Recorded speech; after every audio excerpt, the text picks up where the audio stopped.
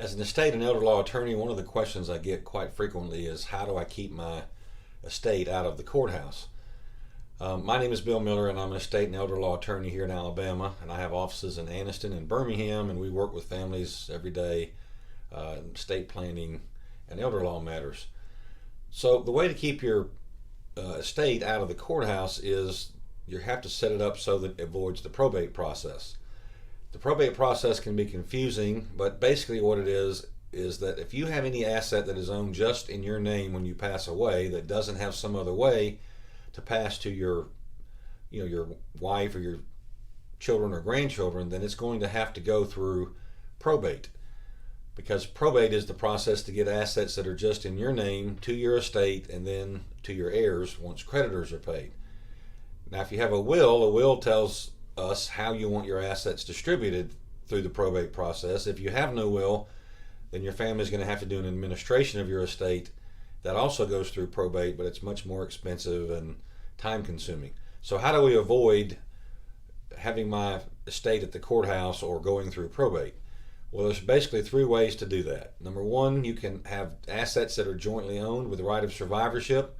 So if you've got a deed, for example, with your spouse and it's jointly owned with right of survivorship, when you pass away, then your spouse owns the property and there's no need to go through the probate process because they now own it. The probate process will have nothing to do with that property.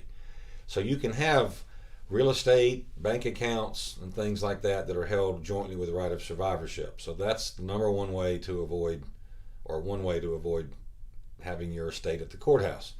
The second way to do it is to have beneficiaries designated on your assets. So if you have IRAs, life insurance, 401ks, and you name a beneficiary on that asset, when you pass away, if that beneficiary is still alive, they can send a death certificate to the IRA or life insurance company, and they'll send a check to the beneficiary.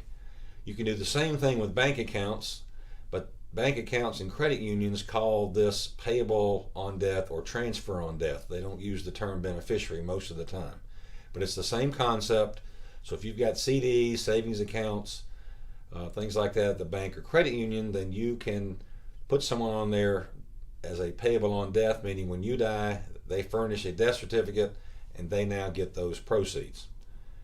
Finally, the third way to do it is to have assets in a trust. Any asset that's owned by a trust doesn't have to go through the probate process, because again, the probate process, or having your estate at the courthouse, is for assets that are just in your name when you pass away. Well, assets owned by a trust for your benefit aren't owned by you, and therefore they don't have to go through probate and therefore don't go to the courthouse. So I hope that answers that question, because I get it quite frequently. If you have any other questions, I would encourage you to register for one of our free workshops on estate planning and asset protection, where we discuss this in more detail.